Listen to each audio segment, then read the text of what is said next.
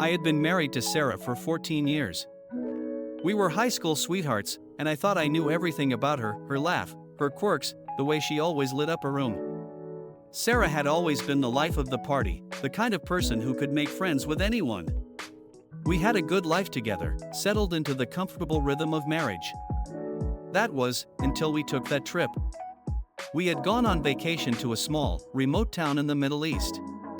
It was Sarah's idea. She'd read about it online, a place known for its ancient ruins, beautiful landscapes, and the unsettling tales of supernatural phenomena.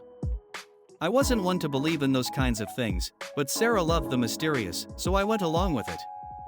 If only I had known how much things would change after that trip. If only I had known that the woman I came back with wasn't really my wife anymore. At first, it was subtle. Sarah became quieter. The woman who had once filled our home with laughter barely spoke anymore. I chalked it up to post-vacation blues, maybe jet lag, but something about her felt off.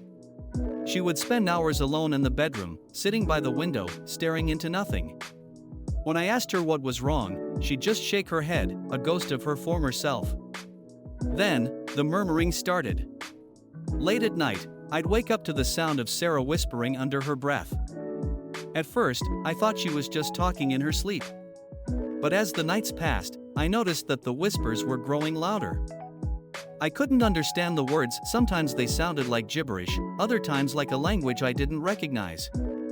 She wasn't talking to me, it was like she was speaking to someone or something else. One night, I gathered the courage to confront her about it. "Sarah," I said, "what's going on? You've been different ever since we got back from the trip. You're scaring me." She just looked at me, her eyes dark and hollow, and said, "You wouldn't understand." That was the last full sentence she spoke to me. A week later, she quit her job without warning. No explanation, no goodbye to her colleagues. She'd loved the job, she was passionate about it. Now, she spent her days at home, doing nothing, barely acknowledging my presence. It was like she'd retreated into some dark corner of her mind, and I couldn't reach her. The murmuring got worse. Sometimes I'd catch her in the living room, sitting in the dark, speaking softly to herself, her hands twisting together in her lap. I'd stand at the doorway, listening, trying to make sense of the words. They sounded ancient, foreign. Her voice, usually soft and warm, had taken on a strange, cold edge. One night, I woke up to find her standing at the foot of the bed, staring at me. Her eyes were wide open, unblinking, her lips moving in that same soft murmur. I called her name, but she didn't respond. It was like she didn't even see me.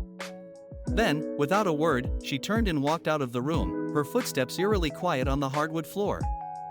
I followed her down the hallway, my heart pounding in my chest. She was heading toward the basement, a place she'd always hated going because of its dark, claustrophobic atmosphere. But tonight, she walked down the stairs as if she was being pulled by something. When I reached the basement door, I hesitated. The air felt heavy, thick with a tension I couldn't explain. I called out to her again, but my voice felt swallowed by the dark. And then I heard it. A deep, guttural whisper, not Sarah's voice, coming from the basement. It echoed in the shadows, foreign and malicious. I stood frozen, my hand on the doorframe, unable to move. Something wasn't right. Something was down there with her. I finally found the strength to rush down the stairs, my heart racing. But when I reached the bottom, Sarah was standing in the corner, her back to me, her head tilted unnaturally to the side. "Sarah," I whispered, stepping closer. She turned, but the woman who faced me wasn't my wife anymore. Her eyes were wide, almost black, her skin pale and clammy. Her lips parted slightly, but instead of words, there was a low, guttural laugh. Something ancient and dark stared at me through her eyes. "I told you," she whispered in that cold, unfamiliar voice.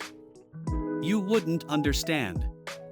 And then, without another word, she turned and walked deeper into the basement, vanishing into the shadows. That night, I didn't sleep. I didn't know if I ever would again. The woman I had been married to for 14 years was gone, and I had no idea who or what had taken her place. Subscribe for more.